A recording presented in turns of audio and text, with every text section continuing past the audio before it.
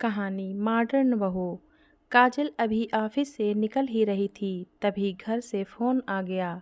ममता जी, बहू कहाँ हो? घर आओ तो थोड़ा सा पनीर लेती आना। काजल, लेकिन मम्मी जी मेरे रास्ते में कोई ग्रोसरी स्टोर नहीं है, मैं कैसे लाऊंगी? आप अनिकेत से मंगा लीजिए। ममता जी, बस मेरा बेटा ही सारा काम करता रहे, वो घर से काम करता है इसलिए उसकी कोई वैल्यू नहीं है। जरा सा काम बता दिया तो नखरे हो गए। काजल, मम्मी जी मैं ले आऊँगी पनीर, और भी कुछ लाना है क्या? ममता जी, नहीं, बाकी मैं देख लूँगी। फ़ोन रखकर ममता जी सीधे अनिकेत के बेडरूम में पहुँच जाती हैं। ममता जी, मैंने पहले ही कहा था कि नौकरी वाली लड़की नहीं चाहिए, लेकिन तूने एक नहीं मानी। अब जरा सा काम बोलो तो छूटते ही कह देती है अनिकेत से मंगा लो। हम कभी अपनी सास के सामने ज़बान नहीं खोलते थे। अनिकेत, मम्मी क्या लाना है मैं ला देता हूँ। ममता जी, नहीं, तू कुछ नहीं करेगा, वो ही लाएगी। अगर नहीं संभाल सकती तो छोड़ दे नौकरी। इतना सुना कर ममता जी तेजी से मुड़कर किचन की ओर चल देती हैं। काजल पनीर लेकर घर पहुंचती है तो देखती है ममता जी अपने बेडरूम में हैं। वह जल्दी से बेडरूम में जाकर उन्हें पनीर देती है। ममता जी, मैं कब से तैयारी करके बैठी हूँ, तेरे ससुर जी जल्दी खाना खा लेते हैं। अब पनीर आया है, कब सब्जी बनेगी? हमें तो भूखा ही मार दो। काजल की आंखों में आंसू भर आते हैं। काजल, माँ जी आप बैठिए, मैं अभी 5 मिनट में खाना बना देती हूँ। काजल जल्दी से किचन में पहुँच जाती है, हाथ धोकर खाना तैयार करने लगती है। सबको खाना खिलाकर देर तक सारा काम निपटाने के बाद वह अपने बेडरूम में पहुँचती है। थक कर चूर होने के कारण कपड़े बदल कर सोने की तैयारी करने लगती है। अनिकेत, काजल मैं जानता हूँ सब कुछ मैनेज करना बहुत मुश्किल होता जा रहा है तुम्हारे लिए, तुम चाहो तो नौकरी छोड़ सकती हो। काजल, अनिकेत, ये मेरे करियर का सवाल है, घर बैठकर करूँगी क्या? मैंने शादी से पहले ही आपको बता दिया था कि मैं नौकरी करूँगी। अनिकेत, मैं मना नहीं कर रहा हूँ, लेकिन इतना वर्कलोड, फिर घर का काम, तुम्हारी सेहत भी तो ठीक रहनी चाहिए। काजल, मम्मी जी को भी यह सब समझना चाहिए, एक मेड तक नहीं रखने देती, सारा काम बहू से ही करवाना है। जब हम कमा रहे हैं तो एक मेड तो अफोर्ड कर सकते हैं। अनिकेत, चलो मैं एक बार फिर बात करता हूँ मम्मी से। काजल, कोई फ़ायदा नहीं है, वो सोचेंगी कि एक काम बहू से कह दी तो उसने बेटे को भड़का दिया। मुझे सोने दो, सुबह ऑफिस जाना है। काजल और अनिकेत की शादी को 4 साल हो चुके थे। इन 4 सालों में काजल ने बहुत कोशिश की कि अपनी सास का मन जीत सके, लेकिन ममता जी को हर बात में कमी नजर आती थी। अगले दिन काजल ऑफिस जाती है। वहाँ लंच में वह अपने डेस्क पर बैठकर खाना खा रही थी।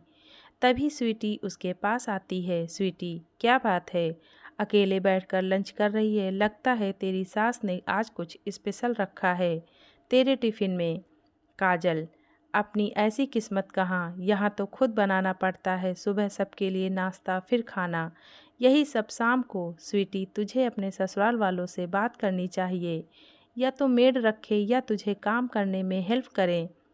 काजल, कई बार कोशिश कर चुकी हूँ, कोई फ़ायदा नहीं है। स्वीटी, तेरे पति को भी कुछ दिखाई नहीं देता। काजल, वो अपनी मम्मी के सामने कुछ नहीं बोल पाते हैं। कभी कभी ऐसा लगता है कहीं भाग जाऊँ सब छोड़कर। तभी उसे कॉल आती है, बॉस ने केबिन में बुलाया था।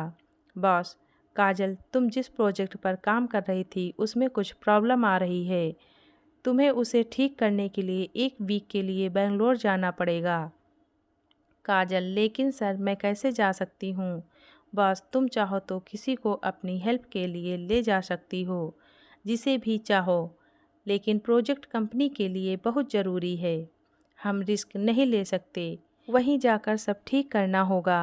ऑनलाइन सपोर्ट से काम नहीं चल रहा, क्लाइंट ने बोला है, नहीं तो प्रोजेक्ट कैंसिल हो जाएगा। काजल, ठीक है सर, कब जाना है? मैं अपने साथ स्वीटी को ले जाना चाहती हूँ, उसने भी इस प्रोजेक्ट पर काफ़ी काम किया है। काजल शाम को घर आकर अनिकेत को सब बताती है। अनिकेत, ठीक है, कोई बात नहीं, बस एक बार मम्मी को बता देना। काजल ममता जी को बताने उनके कमरे में जाती है। ममता जी, ये क्या कह रही हो बहू, तुम्हें हमने नौकरी करने की परमिशन दे रखी है, इसका मतलब ये नहीं कि अकेले सैर सपाटा करने चली जाओ। यह सब नहीं चलेगा। मना कर दो या जॉब छोड़ दो। काजल, लेकिन मम्मी जी बहुत ज़रूरी प्रोजेक्ट है। ममता जी, हमने भी दुनिया देखी है, यह सब बहानेबाजी हम अच्छे से जानते हैं। काजल, मम्मी जी मैं कोई बहाना नहीं बना रही हूँ, आप जो समझो, लेकिन मुझे जाना पड़ेगा। काजल यह कहकर वापस अपने बेडरूम में आ गई। ममता जी पीछे पीछे आकर अनिकेत को डांटने लगी। ममता जी, बेटा हमें वृद्धाश्रम भेज दे। जब बड़ों की कोई इज्जत ही नहीं है तो क्या फ़ायदा यहाँ रहने का। फिर तुम दोनों सैर सपाटा करते रहना। अनिकेत, मम्मी वो सैर सपाटा करने नहीं जा रही है, ज़रूरी काम है, मैं समझता हूँ, मुझे भी कभी कभी जाना पड़ता है। ममता जी, तेरी बात अलग है, बहू ऐसे नहीं जा सकती, तू सोच ले। अगर तुम्हें अपनी मनमानी चलानी है तो हमें वृद्धाश्रम छोड़ा। काजल की आंखों से आंसू बह रहे थे। तभी दरवाजे पर डोरबेल बजी। अनिकेत ने जाकर दरवाज़ा खोला। अपनी बहन सुधा को देखकर अनिकेत चौंक गया। अनिकेत, क्या हुआ सुधा, तू रो क्यों रही है? और इस वक्त सब ठीक तो है? सुधा अनिकेत के गले लगकर रोने लगी। ममता जी, बेटी क्या हुआ, तू इस वक्त कैसे आ गई, वो भी अकेली? सुधा माँ से लिपटकर रो रही थी। बहुत देर तक बेटी को चुप कराने के बाद सुधा, मम्मी वो पूरी फैमिली के साथ कनाडा शिफ्ट हो रहे हैं, मुझे यहाँ छोड़ गए क्योंकि मैं उनकी फैमिली में फिट नहीं हो पाती हूँ। उन्हें मॉडर्न अंग्रेजी बोलने वाली जॉब वाली बहू चाहिए थी। अब वो वहाँ दूसरी शादी करेंगे। ममता जी, हे भगवान, अब तेरा क्या होगा? कैसे लोग हैं, घर की लक्ष्मी को छोड़कर पैसों के पीछे भाग रहे हैं। तभी ममता जी के पति सुधांशु जी ने कहा, सुधांशु जी, वह ममता, एक तरफ बेटी की नौकरी न करने का अफसोस और दूसरी ओर बहू की नौकरी करने का अफसोस, दोनों बातें सही लगती हैं। अपनी बेटी के लिए कुछ और बहू के लिए कुछ और। ममता जी की आंखों से आंसू बह रहे थे। ममता जी, काजल मुझे माफ़ कर दे, बेटा तू सही थी, अपनी बेटी पर बीती तो मुझे पता लगा। काजल, आप चिंता ना करें मम्मी जी, मैं बेंगलोर से आकर दीदी की जॉब के लिए कोशिश करूंगी, साथ ही हम केस भी दर्ज कराएंगे। ममता जी सोच रही थी, जैसी भी है बहू सबको निभा तो रही है, साथ ही नौकरी और घर दोनों मैनेज कर रही है।